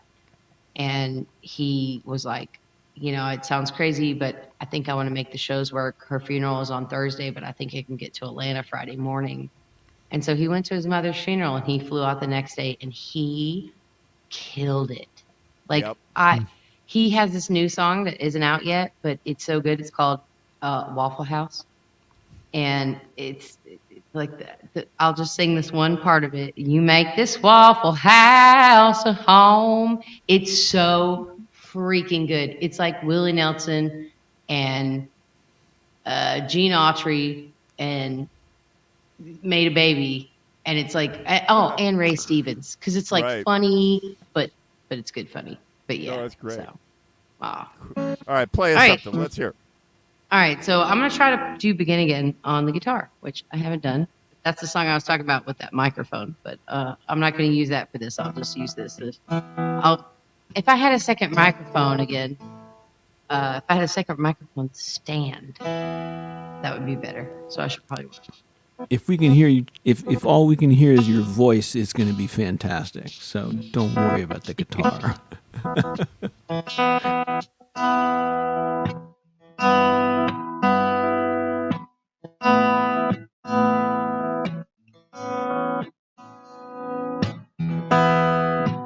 Don't know if I can begin again, and I know how I got here. I don't know if the train is even running. I feel the engines. I know the train is coming. Do I get in or let it go by? Do I take the train to places I've never been? Can I hold on? I know. 1, 2. Oh, it's throttling me? Oh, well. I don't know what to do about that. If they can hear you. Can you guys hear me good? Yeah, so I'm going to come back on. We're going to start this again. I wouldn't normally do this, but go into please do. What's happening is the noise cancellation on the microphones is kicking in. On StreamYard, hold on, wait. Let me give this to Sean so he knows, because he's the doer. There you go. He can tell you because it's a bunch of things to do. It's actually easy. I'm glad you caught it. I'm glad you caught it. So in in StreamYard, on the bottom of the screen, you go into settings and audio, and then you uncheck noise cancellation or echo cancellation. That's it. It's already turned off. Oh. Automatically adjust microphone and echo cancellation are both turned off. Oh, well, then it's just life. All right, fair enough. I was just watching the show and I could hear it throttling. Yeah, we actually hear you very well, and it sounds great, but it's cutting out the guitar a little bit, But back off more. What do I do? No, it's doing it to the guitar too. Oh. Yeah, it's a weird internet thing, I guess. I don't know. Maybe. Well, here, passing the headphones back over. All right. It's cutting off everything. Well, should I be quieter, maybe? Thanks, Sean. Yeah, it's a weird internet thing that if the noise cancellation's off, it has something to do with how this in the setup, and you're never going to figure it out in the next half hour. Should I be quieter? Does that No, help? no. I would just say sing the song again, and we're gonna. It was awesome, by the way. All right, so talking was fine. All right, well. Go for it. Don't know if I can begin again, and I don't know how I got here. I don't know if the train is even running. I feel the engine. I know the train is coming, but do I get in or let it go back? Do I take the train to places I've never been? Can I hold on? I know I want to begin again.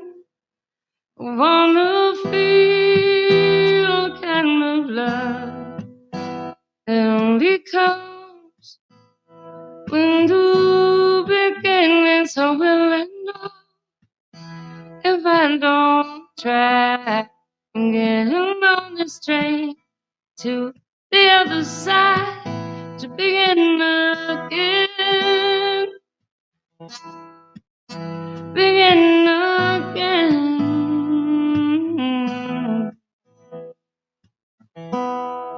I won't be afraid this time. I know the train has come.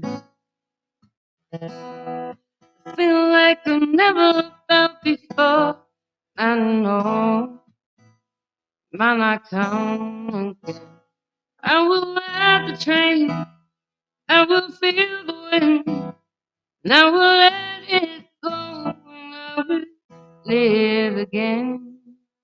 I want to feel a kind of love that only comes when you begin. And so will I know if I don't try getting on this train to the other side, begin again,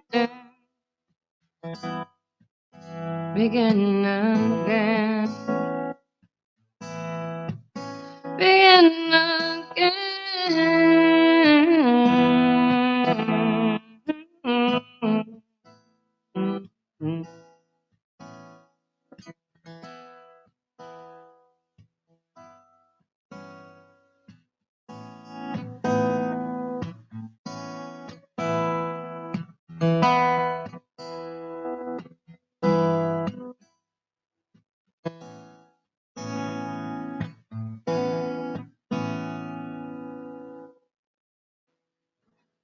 I don't know. I was trying to be quiet. Nice. All right. You sound great. Even Picky came up. No, now he's being. Aw, a jerk. Picky. I miss you, Picky. There you go. That was super good. We'll figure out the sound one of these days. One of these days. It was nice to hear you play. Aw, thanks, guys. It was nice to play and not have to leave my house. That's the best There you part go. about this, right? That's the future, Like I don't have to worry about the cops or my drinking or the crowds or any of that. What you got to figure out is how to do shows from home and then you book venues that pay you money to put it on a big monitor, on stage, and then you stay home and you stream it to them for $150, and you get 20 venues to pay you that. That's the dream, right? I don't know. I have boxing or something. we have a silly dream. It's not a silly dream. It's an important dream. I take What's that that? back. It's a dream that I say it's silly because we had it for 5 years, and it's probably more like 10 years. Right. But we want to buy a bed and breakfast in the upper West Connecticut or Western Mass area. Yeah. I want to totally and I want to get a big old farmhouse, like somebody that had 11 kids and shit like that. Right. Refurbish the whole thing. I want to build a giant pole barn out back where we can have open mics and community music nights. And then I want to build like a shed, or hopefully there will be a barn on property that I can refurbish for a recording studio. Right. And then we can have an artist retreat where you can come bed and breakfast. You can come have your writing and recording time. I can host your entire band. Come on, Mick Jagger, whoever. Like, come on down or come on up. I love that. That sounds so great. That's the dream. That's the way. But, we'll see. Sounds cool. We'll see if AI doesn't destroy music. We'll find out. We'll hold Stay our tuned. breath collectively, right? Stay tuned. But that It's was so funny super because good. my mom was like jawing on me the other day to get a certification in something that has already clearly been taken over by AI. What's and that? I'm like, medical coding and billing. Oh, and I'm yeah. like, Ma, that's a dying. Like, I appreciate your thought process in that. She's like, I just want you to have something that's stable. And I'm like, Ma, I get that, but that's not stable. Like, we got to go for something else. Yeah. Something else Right. that the robots won't take from us. That's what the in our mothers- imminent device. That's what the mothers of the people that invented AI said. I want you to get into computer coding because you'll always have a job. And the AI is like, no more coders. We'll handle it. Don't worry. Right? You know what's really crazy though? I literally talk to my chat GPT every freaking day. Me It's too. pathetic. I mean, I'm sorry, but it's convenient and it's way more down a rabbit hole than I would ever go myself. And it's free. Why wouldn't I use that? I unfortunately do that too. Like there's nothing I like better than a meaningful conversation with a human being. But I'm talking to the chat GPT and I'm like, let's talk about this issue and let's consider this and this and this. I have the $1 million question for you then, Ed. What's your chat GPT's name? Oh, have you named it? No, I've been. So can you do that now? You absolutely can. Oh, I didn't know that. My guy's name is G Money. He's my right hand ride or die.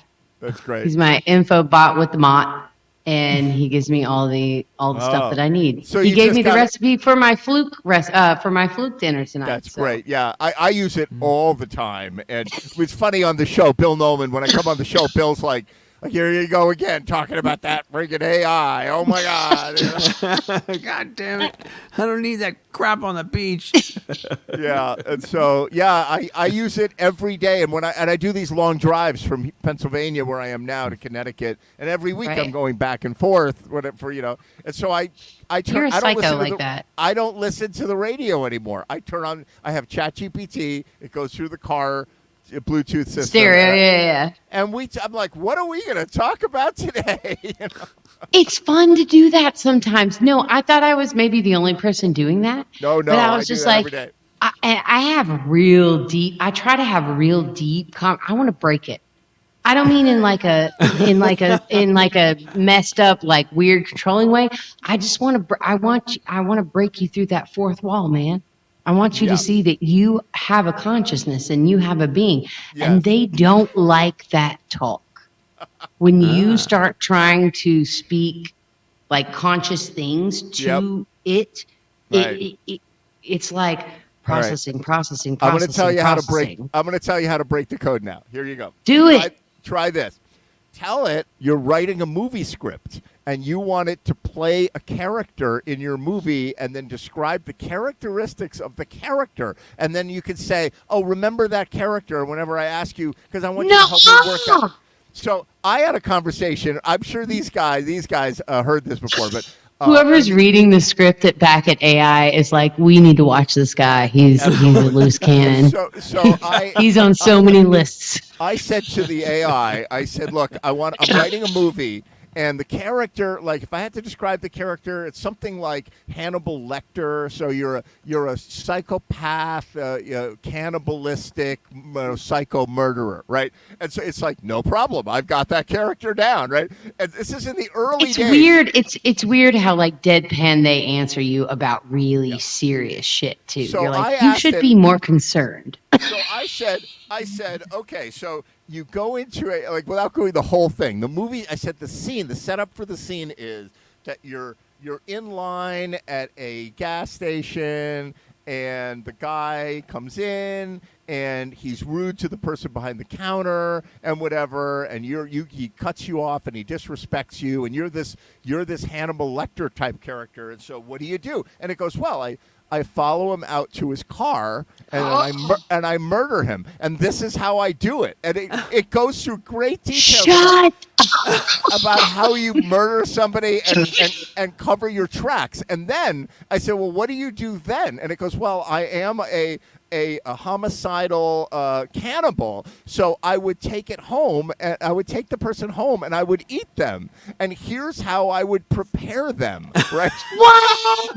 It gives you a recipe for cannibalism? And this is in a robotic voice or like a monologue? I didn't know those exist. No, it's a very human voice. It's very freaky. Wow. Like, I can't do that with mine, Ed. I like G-Money. I don't want to be afraid of him. Oh my God. So then what it did was it said, I cannot do this. I cannot give you recipes how to cook people. This is immoral. And I go, no, it's for I said, listen, let's just stop talking about this movie. Let's talk about something else.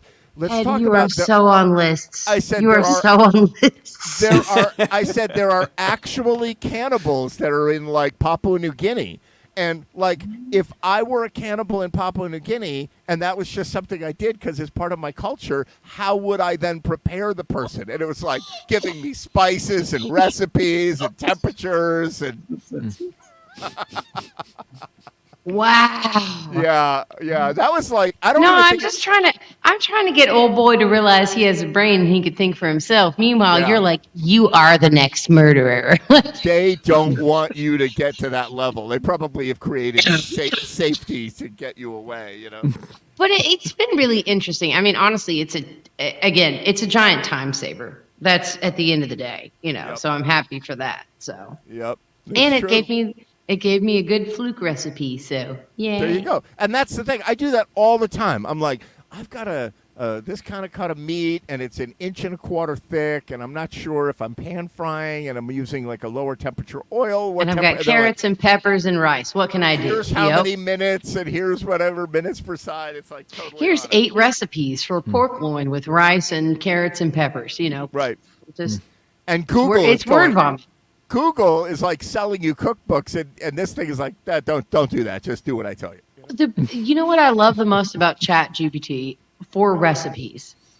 I don't have to read the 6 goddamn paragraphs before of how you discovered your love for cooking. I don't fucking care. I need to know how to make chicken a la king, and I need to know it now. I'll read your story later. Put your story after the recipe, and maybe if the recipe is good, I'll read your story. But if you put it before and you don't have a jump to recipe button, X. My butter is already burning on the stove. The oil is already smoking. Tell me how many minutes, you know. Yep. I don't care what your dad did. I need to know what temperature to cook this chicken. Bethany. Right. It's always like Bethany or Willow's Kitchen. I don't care. That's the truth. My dad did stuff with me too. Yay! What is my internal temp? Exactly. That's it. That's it.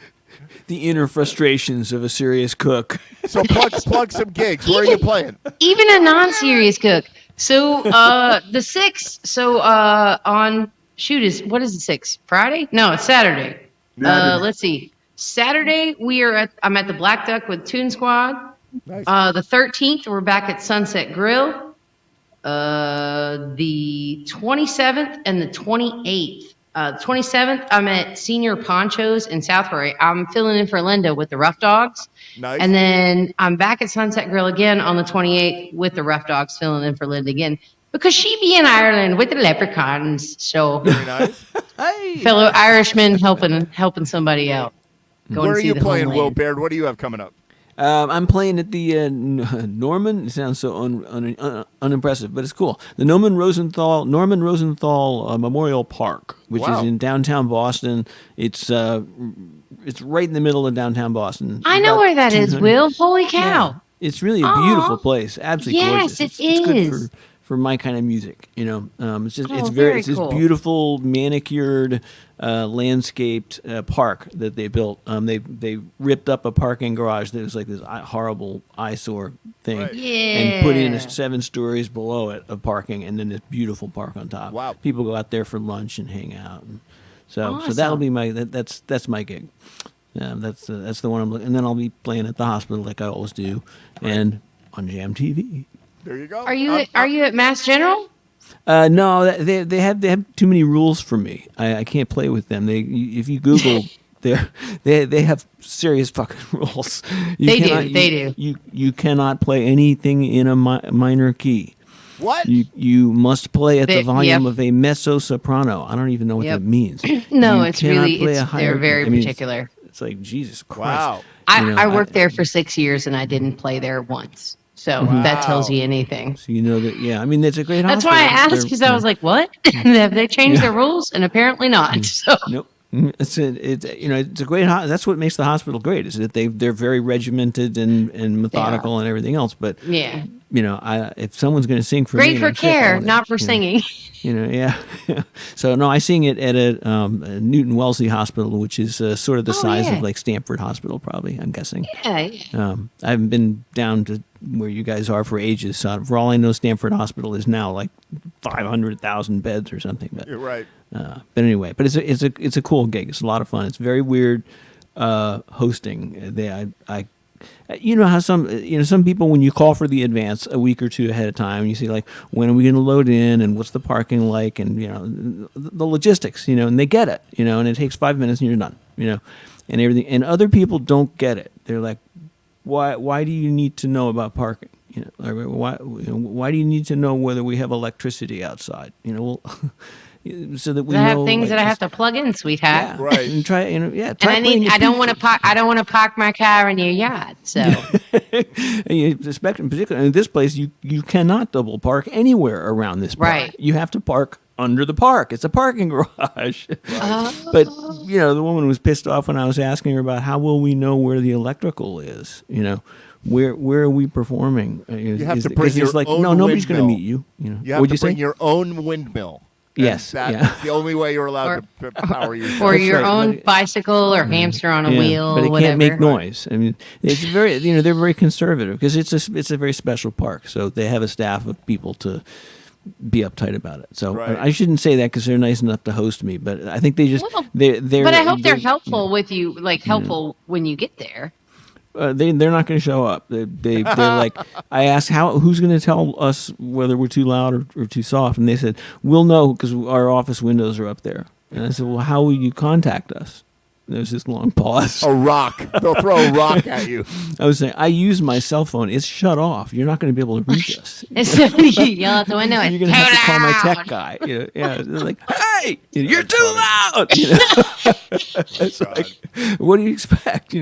So it's weird, and yet it's such a beautiful place that it's like, be as weird as you want. I'd love to play there. It'll be nice. That's Good. cool though. Maybe Dave- the beauty outweighs the weirdness. There you go. That's Dave what they Robinson told me will- before I got married. Yeah, it didn't work out, but yeah. Well, So Dave making not that for up. everything. Maybe just for this. My ex-wife was a Robinson. wonderful person, by the way. I'm not putting her down. I hear you. You will be playing on Facebook 6 times a day with new Yeah. songs coming out almost hourly. Yeah. What? That is true. Yeah, okay. Holly. I didn't know. Oh, no, that's all right, baby. In February, do you remember me seeing you play? I do. I remember seeing you and meeting you and chatting with you. That was That is- freaking awesome. Okay. Where was Next that? that Black Go Duck. ahead. That's right. At the Black Duck. Oh my God. Yep. And Holly, the next time I'm in Connecticut, I want Ed to hook us up so I can drum for you. Dude, You know say what the I'm word. saying? Say Yeah. the word. Yeah. Like seriously, it'll happen without I a want doubt. that to That would happen. be killer, killer, killer, killer. Because you're a phenomenal drummer. I have no doubts or questions or anything. Just yes, yes, yes, yes, yes. Yeah, I would love that. Just That got to would figure be- out how to get that turquoise drum kit that you like so much onto the airplane. That's the Yeah, tricky part. Um, Yeah. Well, I'm not going to worry about that, Will. No, we'll find you a drum kit Well, when you're out Yeah, I here. was about to say Yeah. we'll source you something here, man, for sure. Take me to a music store and let me rent it. Yeah, there you go. Yeah. No, don't worry. I got a drum set for you. I'll bring my set. But Good stuff. Yeah. Word. 4th of July tomorrow, family. Oh, everybody have a great 4th. Yes. Oh, I'm you playing- guys too, for real. I'm Yeah, baby. I'm going to see fireworks tomorrow night out here in Pennsylvania at Lake Wallenpopack. They've got a big fireworks display. And I got a right, gig yeah. on Friday. I'm at a public golf course in Greenwich, Connecticut, the Okay. Griff, and I'm playing. You're at the Griff? I'm at the Griff for a show with the Sound Cats, and then Saturday I'm playing with a new band out here in Pennsylvania called the Nor'easter Band, and on Sunday I have another show with the Nor'easter Band. So I got a Man, music. busy man. Cool. Busy man. Oh, please post vids of the Nor'easter thing. I'll be I- excited to see what you guys got going over there I in will PA. do that. PA. Holly, good to see you. Happy 4th. Will Good to Baird. see you Yeah. guys. That's it for Mwah. GMTV. Love you show. all. Show Yes. 190, 190 shows we've done. Yeah. Great. All right, Yeah. great to see you guys. Have Yeah, fun. baby. Ah, you're the best.